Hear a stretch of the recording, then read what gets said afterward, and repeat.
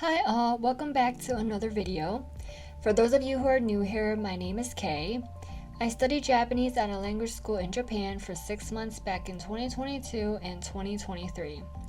I originally wanted to vlog my time at language school, but that project fell by the wayside when school got really busy and this channel was abandoned. However, because I received so many questions about language school, I decided to make videos again to answer these questions. In this video, I'm going to be giving you my top tips on how to have fun and make friends in language school based on my own personal experience. Now, when I was in language school, I simply operated based on who I am as a person. So don't think that everything discussed here was premeditated before I went to school. It was not. I did not even think about this at all. This was not something I worried about. But now that I'm creating this video, I spent time analyzing and reflecting on my actions when I was in language school and realized there is a method to my madness. So with that being said, let's get to it. In order to have fun in language school, the most important thing you have to do is to create a classroom atmosphere that is fun, positive, and conducive to learning. Yes, you have to be the one who creates this atmosphere. I'm emphasizing you for a reason. If you want to have fun in language school, you cannot be passive. You cannot just sit around waiting for other people to take the lead and send you friend invites. In the rest of this video, I'm going to tell you how I created this type of atmosphere in the classes I attended. Number 1, treat your classmates like teammates. The first thing you have to do is to treat your classmates like they are your teammates. When I was in language school, I was very lucky that the absolute beginner class only had 5 people, with myself included. When the class is much smaller, it is easier to build a team atmosphere. So what does it mean to be a team? It means you're not competing with each other. Leave your ego at the door when you walk into the classroom. It is not a competition. Instead of competing with your classmates, you are there to help each other out. If you see your teammates struggling, don't just sit there and watch. Don't just sit there and think to yourself, oh, she's struggling with this. Thank God it's not me. I know the answer to this one. Throw this type of judgmental and critical mentality out the window. You are a team, not a separate individual. If your teammate is struggling, help him or her out. You need to let your teammates know that you have their back and they are not going to be left out in the cold and shamed for not knowing the answers. So in my first quarter of language school, I was helping my teammates out a lot. Sometimes the teacher would ask the specific classmate questions. When that person quite obviously didn't know the answer, I would step up to the plate and whisper quite loudly the answer. It was evident I was helping her out. Pretty soon, my other teammates started doing that too, and it became a culture for us to help each other out. And you know what? The teachers never got angry that we did that. If anything, I'm pretty sure the teachers appreciated our team atmosphere. It was less burden on them if they didn't operate like separate entities. They didn't have to go to each and every single one of us to explain concepts or help us out. It was a team effort. Everyone helped out. In the first quarter, I was helping a lot of my teammates out, but by the second quarter, my teammates were helping me out. When I was struggling with remembering all the conjugation rules, my teammates stepped up to the plate and whispered the answer quite loudly to help me. And thank God for my teammates because I was struggling. I can tell you that in my language school, not every classroom operated like my classes. There were some classrooms where ego runs the show. In my class, everyone knows no one is here to laugh at you, no one is here to shame you, no one is here to compete with you. We are a team, and if we see you struggling, we're going to help you out. This is a very important rule. Treat your classmates like teammates. Make learning a team effort. Number 2, be the first. One of the things I did when I was in language school was to always be the first one to do things. Anything. Whether it was class presentations, answering a teacher's question, writing kanji, etc. I was always the first one to raise my hand and volunteer to go first. Because I did this, it helped alleviate the tension, anxiety, and fear in the classroom. Think about this. Whenever the teacher asks, who wants to go first to present to class? Suddenly, everyone is apprehensive. No one wants to raise their hand to go first because they don't know what to expect. But if someone always volunteers to go first, what kind of message does that send out? The message sent out is, it's totally okay. There's nothing to be afraid of, it's just a presentation. No one is here to judge you, so it doesn't matter who goes first or who goes last. Let's just get to it. And remember, courage is contagious. In front of courage, suddenly all that fear, anxiety, and tension in the classroom just dissipates. All my teammates know there's nothing to be afraid of since Kay always volunteers to go first. And then everybody knows what to expect. Most people are simply afraid of the unknown, and we conjure up demons in our heads that don't actually exist. But once you know the unknown, you'll see there's nothing to be afraid of. I remember in my last quarter at language school, we had one last class presentation to do. And I had a classmate who usually waited for other people to go first before she presented. At that last presentation, she volunteered to go first. And I was so happy. I was like, you go, girl. So you see, courage is contagious. The funny thing was, I ended up being nervous in that presentation for some odd reason. But it's cool to see that I inspired someone to step up to the plate and just go for it. There are advantages to always being the first one to do things. It's easier because there are no expectations. You set the standard. Everyone pretty much follows your lead on how things are done. The other thing is you get to relax and watch other people's presentation early on, so you don't have to be sitting there waiting anxiously for your turn. When you're done presenting, just get some popcorn and watch the show. So have the courage to always go first. Now, it doesn't mean you have to compete with other people to be first. It simply means having the courage to step up to the plate and be willing to be the first. Number 3, partner with your teacher. Partner with your teacher to create a positive and fun learning atmosphere. People tend to forget that teachers are people too, and they have probably been teaching that same class every single quarter for who knows how long. They get bored too, especially in a classroom full of lackluster students. There's nothing more depressing. Imagine standing in front of a group of people and every time you ask a question, no one volunteers to answer. All you hear are crickets chirping. That's quite sad.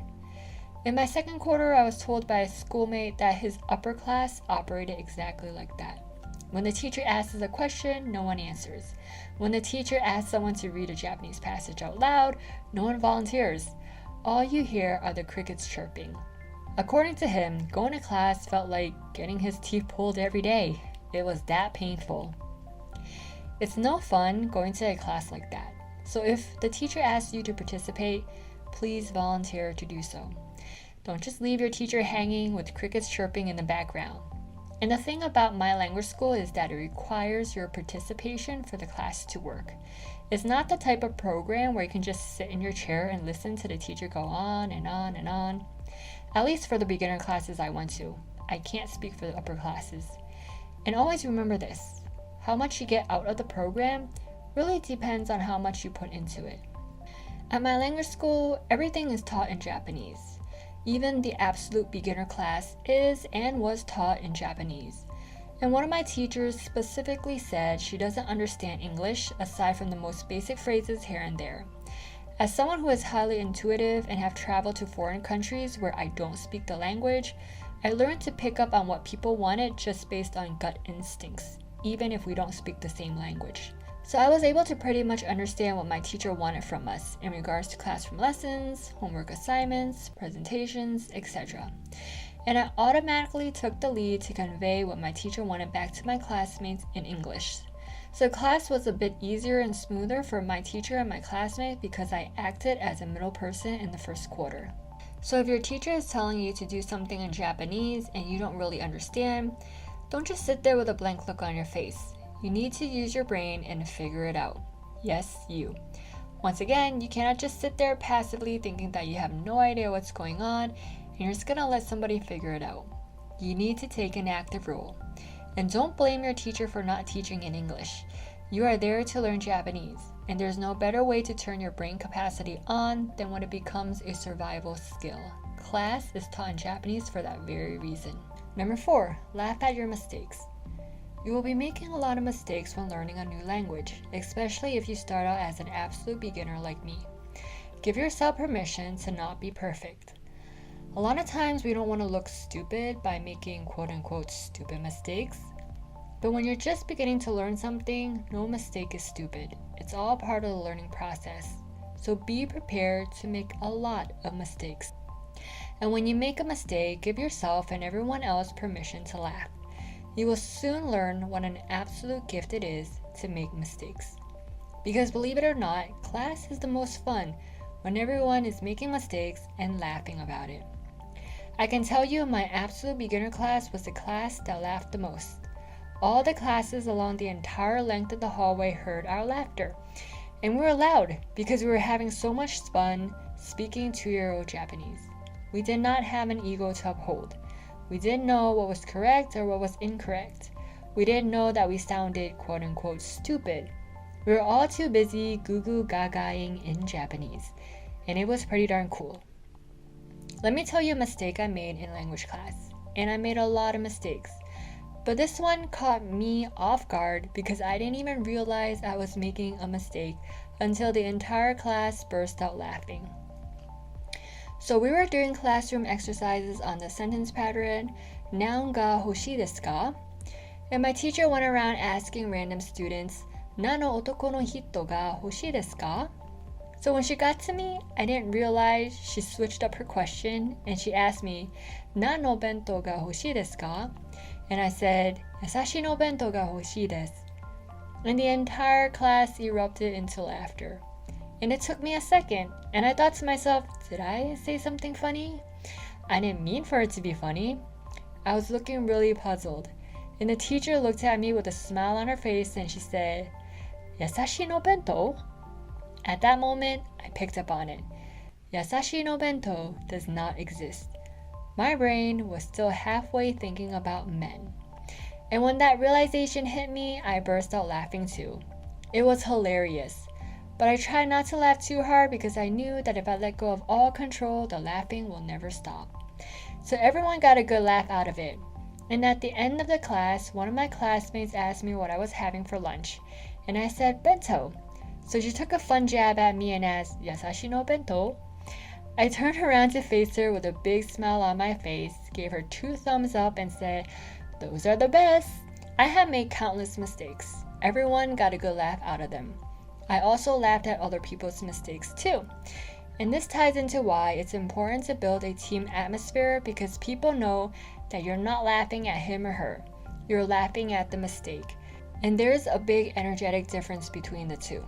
When you're laughing at the mistake, the energy being put out is liberating. You're no longer chained by the need to be perfect. When you're laughing at the person for making a mistake, you're shaming and inhibiting. In essence, you're chaining that person to perfection. Anything less will be looked down upon. So you can see these are 2 very different energies. That's also why it's important to laugh at your own mistakes and give other people permission to laugh with you. And you'll feel just how liberating and fun language class can be. Used correctly, laughter is both magical and powerful. In my classes, everyone was laughing. Everyone was happy and having a jolly good old time. So give yourself permission to make mistakes, because mistakes are hilarious and fun. If you're not making mistakes, you're missing out in life. Number 5, download Line. I recommend that you download an app called Line. It is the chat app used in Japan. Every country seems to have their own preferred chat app. America uses WhatsApp, China uses WeChat, Korea uses Kakao, Japan uses Line. This app is going to be extremely important and is a must-have in my opinion. So when I went to language school, one of the things I did was set up a group chat for my class. I went around and asked my classmates if they have Line and added them to my class group chat that I named Yamasa A1. If your classmates don't have Line, ask them to download it so you can add them to the group chat. I did this so that me and my classmates can contact each other and help each other out if we needed help. This comes in handy if someone needs help with the homework, if someone needs help with projects, or if someone can't make it to class that day, a classmate can let the teacher know. At my language school, I lived in an apartment complex that is owned by the school. So all my neighbors are students. At first, multiple group chats were created by different groups of neighbors living on different floors. I definitely had one with my cluster of neighbors. But as my schoolmates/apartment neighbors got to know each other, it became one big group chat. And the really cool thing about having an apartment group chat was that we can send out group dinner invitations. Usually someone would message the group and say, so and so and I are going to Korean barbecue in Nagoya this Friday night at 7 p.m. Does anyone else wants to join us? So I highly recommend you create an apartment group chat if you're going to my language school or have a similar living situation. That is the best way to get to know your schoolmates and neighbors. Additionally, the good thing about having an apartment group chat is if someone is being noisy beyond reasonable hours, you can just text them and ask them to lower their noise levels. The other thing that you can do is send an outing invitation to your class group chat or apartment group chat. Just say something like, I'm going to Nagoya Castle this Saturday at 10 a.m. Anyone else want to go? Keep sending out these invitations even if no one responds. Sometimes you might not have takers. From what I know, most people who went to my language school were highly introverted, so it might take a few tries before people say yes. But more often than not though, some people will say yes. As introverted as most people were, most people want to have the Japan experience. No one wants to just study 24/7, and it's way more fun going out with a group of friends. Lastly, someone voiced a concern about not being able to make friends or relate to classmates due to age differences, and I would like to address that. Based on my experience, it's not really a problem at my language school simply because there was such a wide age range of students there.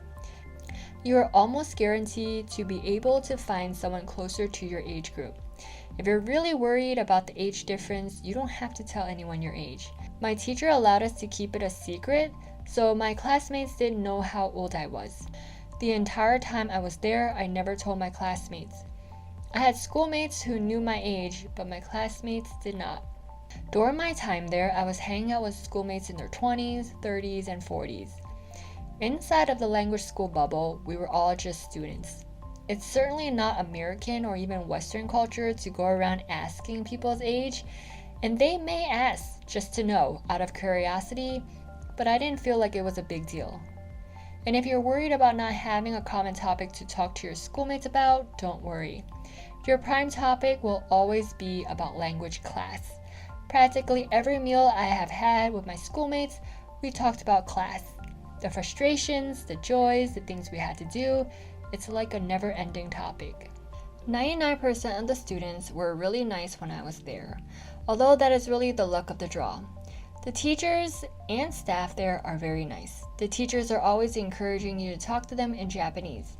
In fact, during lunchtime and breaks in between classes, my teachers would always try to engage me and my classmates into speaking Japanese by asking us questions. And we sort of exchange cultural differences in these impromptu speaking sessions.